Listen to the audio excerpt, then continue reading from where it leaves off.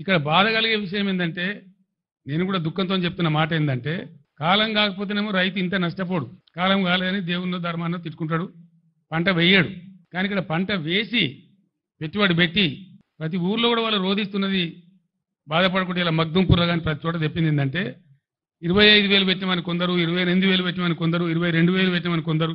ఒక్కొక్క రైతు ఎకరానికి ఎంత పెట్టుబడి పెట్టిండో ఇంత పెట్టుబడి పెట్టి గంగపాలైన సార్ అని వాళ్ళు మొత్తుకుంటా ఉన్నారు. మేము వేయకపోతే బాధలేదు, కానీ కారణం ఏంది? రైతు బంధు మీద ఒక అరాకిరి, అది ఎప్పుడు వేస్తారో ఎప్పుడు వేయరో చెప్పకపోవడం, 7 ఎకరాలని 3 ఎకరాలని 4 ఎకరాలని దానిలో తొండి పెట్టి అసలు వస్తుందా రాదా ఒక కన్ఫ్యూజన్ గురి చేయడం రైతులను.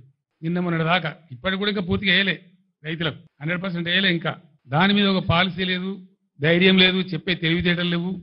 నేను మొన్న మాట్లాడితే ఇంత గలీజ్గా అంటే ఒక ముఖ్యమంత్రి స్థాయిలో 100 రోజులలో 200 మంది రైతులు చచ్చిపోయిన 200 పైచీలు కానీ నేను చెప్తే 48 గంటల్లోగా ఇవ్వండి మేము వాళ్ళకు నష్టం ఇస్తామని చెప్పినారు.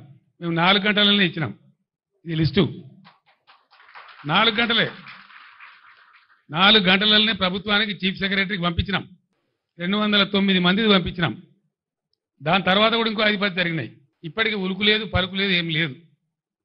నేను డిమాండ్ చేస్తా ఉన్నా, మీ అసమర్థత వాళ్ళకు చచ్చిపోయారు కాబట్టి వాళ్ళకు తలా 25 లక్షలు వెంటనే నష్టపరిహారం చెల్లించాలి. ఆ ప్రభుత్వాలను, ఆ కుటుంబాలను పరామర్శించాలి.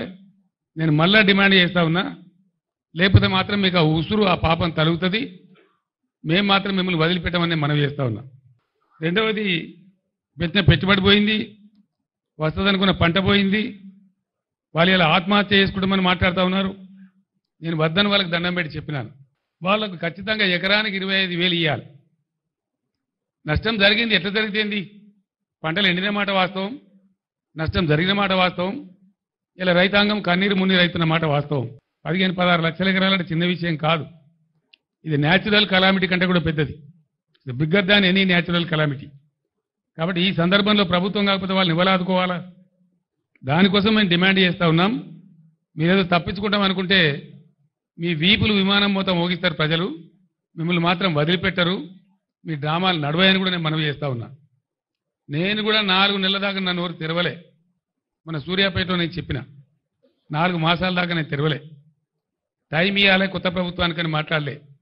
వాళ్ళు ఎన్ని పిచ్చి పిచ్చి ఆరోపణలు, ఎన్ని పిఆర్ స్టంట్లు, వాళ్ళకు తొత్తులుగా ఉన్నటువంటి కొంత మీడియా ఎవరైతే ఉన్నారో అన్ని అడ్డగోలు వార్తలు రాయించి ఏం చెప్పినా కూడా మేము మాట్లాడలే.